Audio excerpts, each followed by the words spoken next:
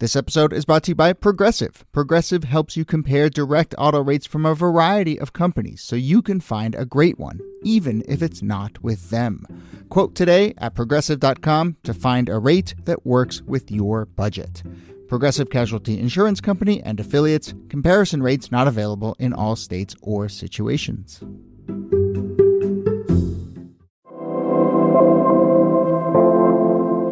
Hello and welcome to This Day in Esoteric Political History from Radiotopia. My name is Jody Avirgan. This day, January 30th, 1798, one of the first instances of violence and, men behaving badly on the floor of the House. Connecticut's Roger Griswold and Vermont's Matthew Lyon get into it, throwing accusations back and forth, culminating with Matthew Lyon spitting into Roger Griswold's eye, and then in turn, Griswold seeking justice against what he called the, quote, gross indecency by caning Lyon on the House floor. So, quite the moment. Let's talk about it, what it says about political violence and heated rhetoric then and now. Here, as always, Nicole Hammer of Vanderbilt and Kelly Carter-Jackson of Wellesley. Hello there. Hello, Jody. Hey there. And here with us as special guest, no better person for this episode, Joanne Freeman, professor of history at Yale, who also has a weekly webcast on Friday mornings called History Matters and So Does Coffee. She's done a ton of podcasts, including Backstory and Now and Then. You've probably seen her on a million documentaries talking about early American history and political violence. And so Joanne, and has been on this show, not for nothing. Joanne, thank you for coming back. It's great to see you. My pleasure. So I will ask the most important question when you encounter a moment like this. Who started it? Well, that's actually kind of a difficult question.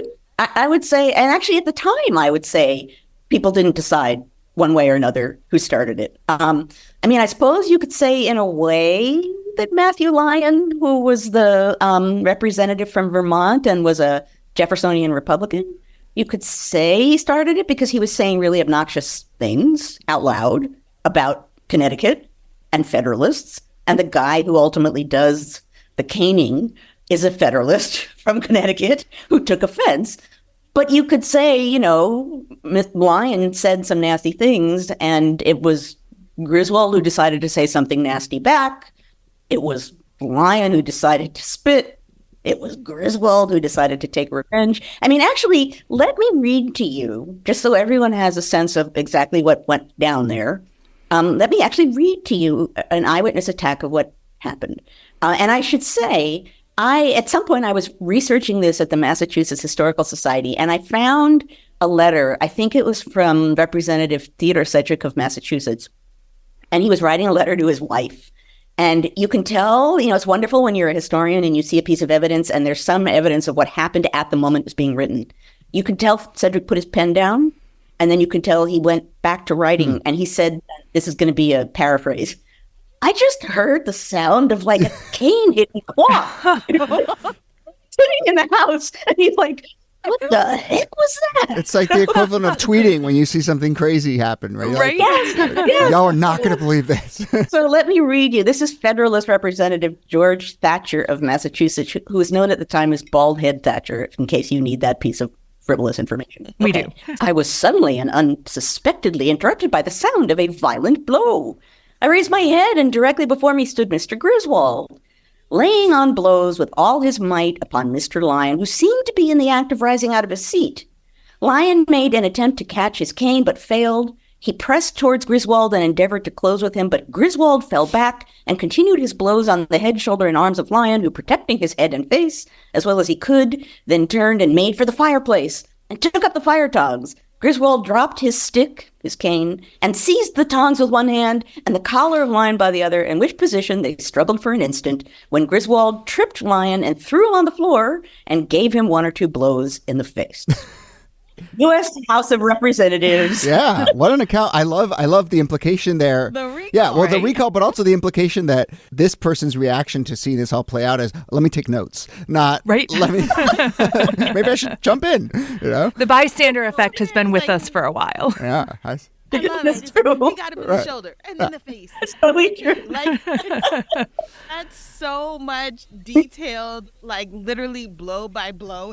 It's totally true. But Kelly, part of that has to be, I'm sure we're going to talk about it, because of the party dimensions of this. It was a Federalist versus a Republican, and this guy's a Federalist, and he was like, well, my guy got the blows in, right? Totally. My guy hit him back strong.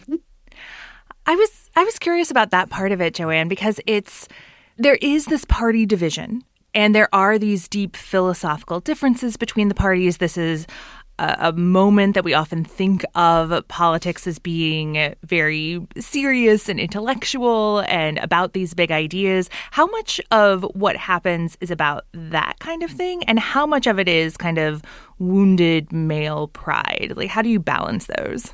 Can I be a historian and say it's both? Yes. No, but so some of it for sure has to do with their manhood and their understanding of honor in this time period, and very much what Roger Griswold of Connecticut did, when he tried to cane Lyon.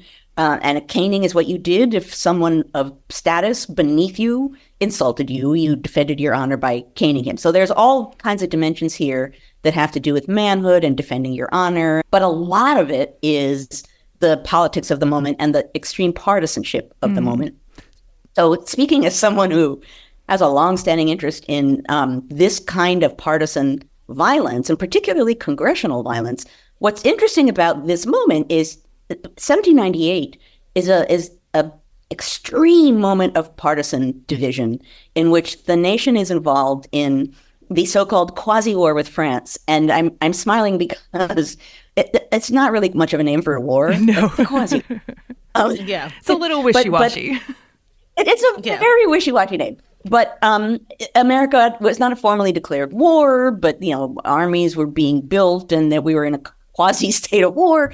But what that means along the lines of what you just said, Nicole, is that it was a moment, and particularly in the realm of foreign affairs, when Federalists and Republicans were at extreme odds because they had not only very different views of the nation, but France and relations with France and what France represented and what the French Revolution represented were also part of this division. So you have two sides with dramatically opposed views of what America should be. And a lot of those dramatically opposed views have something to do with democracy. So the Federalists are not really comfy with extreme democracy or even like middling comfortable democracy. Federalists are kind of nervous, and Republicans are much more comfortable with that, and they're siding with France. So partisanship is extreme. And then this happens in part because you're in that moment, and then in part also because it has this whole male honor dimension as well. And I don't know what happened in this little brief moment, but apparently Lyon spit on Griswold. Griswold wiped the spit off and walked out of the room and came back in with a cane. And someone at the time said, he walked out into the street and bought a cane. Wow. I don't know if that's true. But somehow or other, he didn't have it with him. Clear case of premeditation. Yeah, clearly. He was like, can I borrow this? I wonder, though, what is the response of both the people in the room and then also the larger public? Because is anyone trying to, break this up? Hey, fellas, settle down, that kind of thing. But also, is there a larger public fallout? This is, men should not be behaving in this way, and this is in, at the seat of the federal government, et cetera, that kind of this is inappropriate behavior. Yes. So in the room, there's a wonderful cartoon which represents both, which isn't quite accurate as to what was happening in the room, but there's a cartoon of this moment. And actually, the cover of my first book is taken from that cartoon. And it shows Griswold and Lyon going at each other. But what my cover of the book doesn't show is you see congressmen in a circle basically cheering them on and laughing. Well, that didn't necessarily... Fight. Totally it. And that's not necessarily what happened. But it is true that people sort of stood back for a little while and let it go because, getting back to manhood, maybe it was a fair fight. You let guys sort of have it out. And then apparently someone came forward and tried to end it by grabbing at Griswold, and I guess grabbed his legs. And the Speaker of the House said, "You don't grab a gentleman by his legs." That's what breaks decorum. So people tried to break it up, But some people thought it was fair. Some people were enjoying it. And I think the same holds true in the country. There were some people who, were shocked and in one way or another, talked about, either said that, Lyon was typical Republican, low-life demagogue, and he was an immigrant. He was from Ireland. He came as an indentured servant to the United States. So there was a whole class dimension here.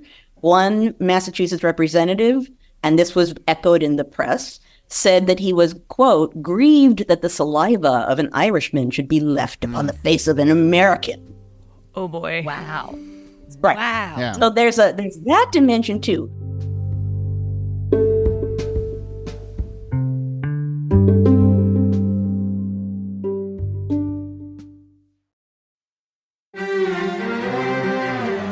You're used to hearing my voice on the world, bringing you interviews from around the globe. And you hear me reporting environment and climate news. I'm Carolyn Beeler. And I'm Marco Werman. We're now with you hosting The World Together. More global journalism with a fresh new sound. Listen to The World on your local public radio station and wherever you find your podcasts.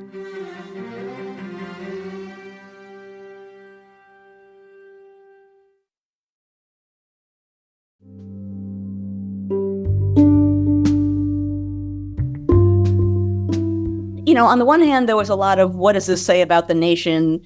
There was some, which makes perfect sense. Guys, we're in a quasi-war and these idiots are smacking each other.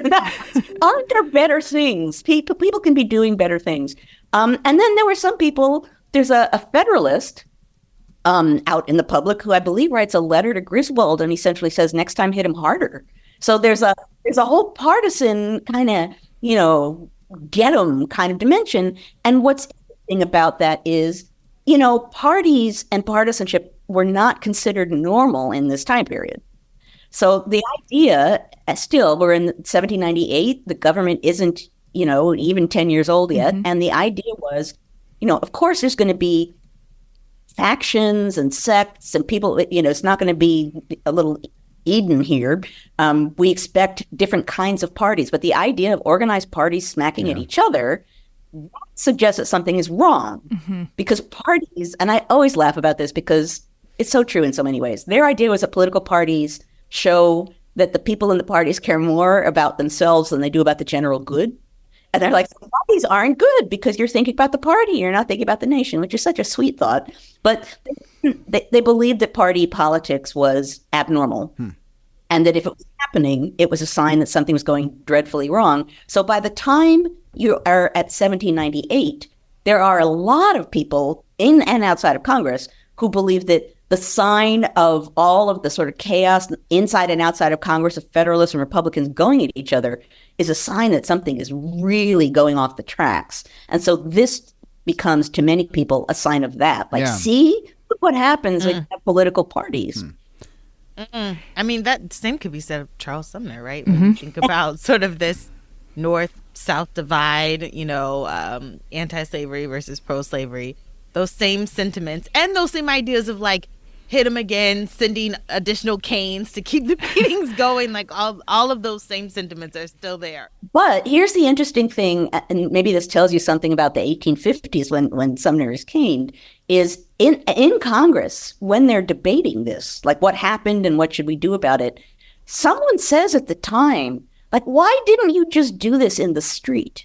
Right. We wouldn't care. Yeah. Right? If Preston Brooks had caned Charles Sumner in the street where these things are supposed to happen, it would have been fine. Right? So at that point, they're like, well, whatever, Sumner got caned, but if he'd done it outside, nobody would care. So there's a dimension at that point that even the violence is, if it's staged the right way, then it's okay. Mm-hmm. Whereas at this point, they're the fact that this is happening in Congress, in a country that's like brand new and may or may not work because it's experimental, and now they're like erupting into fistfights on the floor, that had an added dimension in this early moment. Mm-hmm. You've been getting at this, but I mean, this is, kind of the big resonant thing I think about for our era now too, when, you think about kind of an era of political violence. And if I'm assuming there's some concern there on your part, right?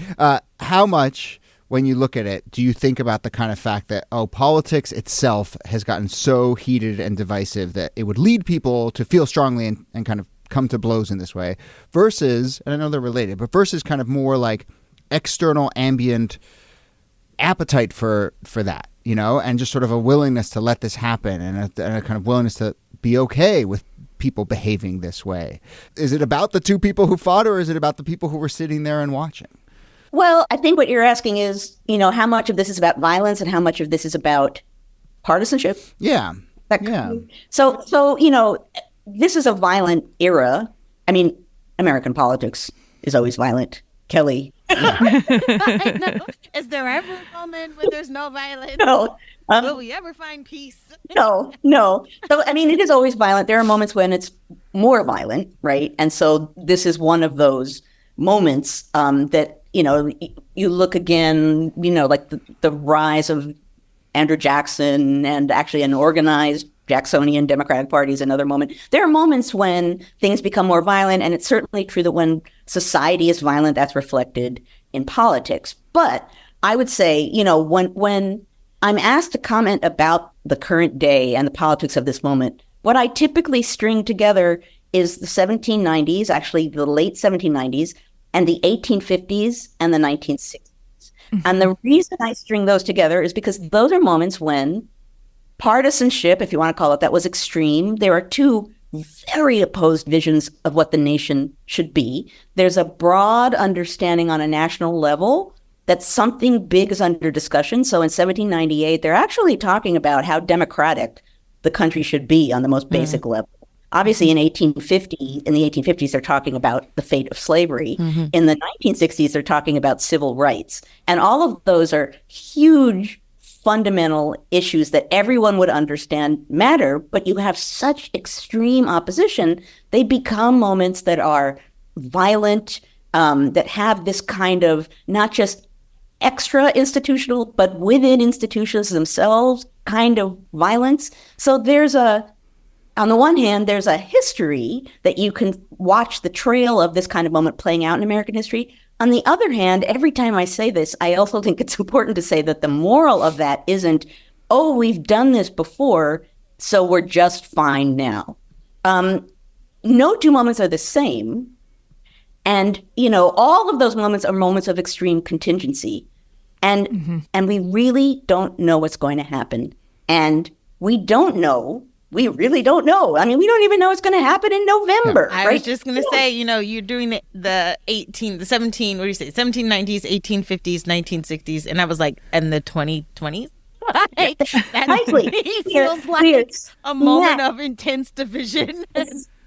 I talk about that all the time. We are in one of those moments right now. So in a way, these kinds of moments, this kind of behavior, it's a moment for Americans to step up and speak out and voice what they think about these moments, or to not at their own peril. Well, that brings us, I think, nicely back to maybe tying a bit of a ribbon on this particular story here, because, I'm curious, did people speak out in the way that you are describing? I mean, I know these two continued to squabble a little bit. They took it to the papers, and then there was like actual legal action and so forth. So it's kind of tell us what the fallout was, but more importantly, kind of did that fallout indicate something about a lowering or a raising of the overall temperature in American politics?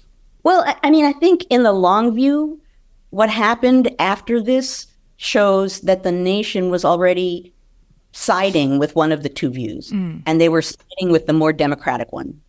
And in a way, the fate of Matthew Lyon is the best example of that, right? So, I mean, he's a character, right? He deliberately provokes trouble, and that's who he was, and he was proud of it. He said that during the whole debate over what happened here. At one point, he stands up during the debate, and he says something like, you're all trying to kick me in the ass. And then everyone says, you couldn't say ass on the floor.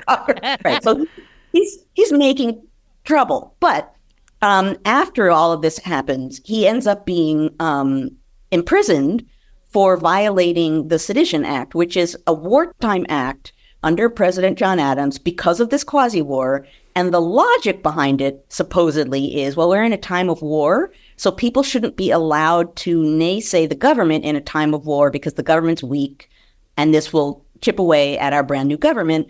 Of course, the other logic is, this is great. We can silence all of the people who don't like the government. And that's how it's affected. And Matthew Lyon gets charged with this. He gets imprisoned. He runs for office, for Congress, while he's imprisoned, and he wins. And that's a statement. That's a statement, right, about what people think about that moment. And it's a harbinger, right? This is not very far from the election of 1800, and the election of 1800, basically, the Federalists are booted out on a national level. They linger in New England. They linger where I am in Connecticut with the Roger Griswolds of the world. But basically, they're booted out, and they're booted out because their vision is less democratic. There's a scary precedent there of people winning office while in prison, but we'll let that one lay for now. I was like, do we want to touch that? I don't think No, we'll let it lie. No, if I had known that we were going there, I would never have said that. Well, also, right, also the scary precedent of, Adams jailing someone who said something mean about him in the paper, which it's funny. I mean, Nikki and Kelly know I for the first time I'm watching the John Adams HBO series, and now I'm like, I think I know why maybe they ended it just before Adams becomes president. They didn't want to do an episode about the Sedition Act jailing. Can I say something that has nothing to do with this conversation, but you brought up the John Adams miniseries. The fact that there's a scene in there of John and Abigail in France rolling around in bed with each other, I didn't need that in my head. Yeah. But it's so funny. I've had the same thought, but also I'm like very willing to be in a Paul Giamatti is just the best human on the planet mode, and I'm like, you know what? Let him try and be sexy. Not working, but you know what? Do your thing. But yeah. John Adams is the Rodney Dangerfield of the founding. Yeah.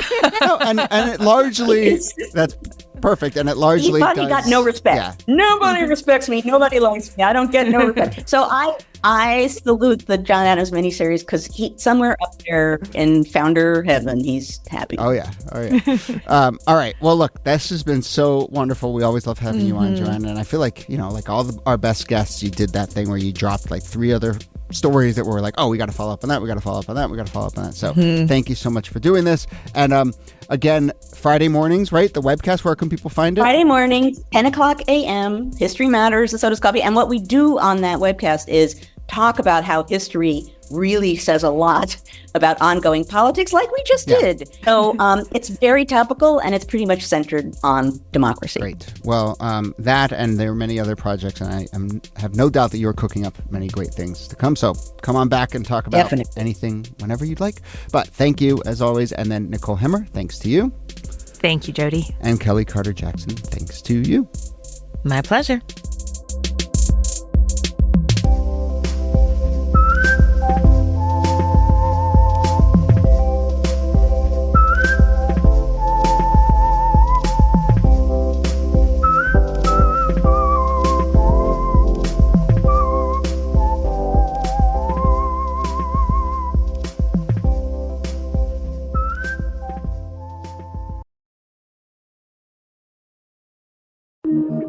Radiotopia.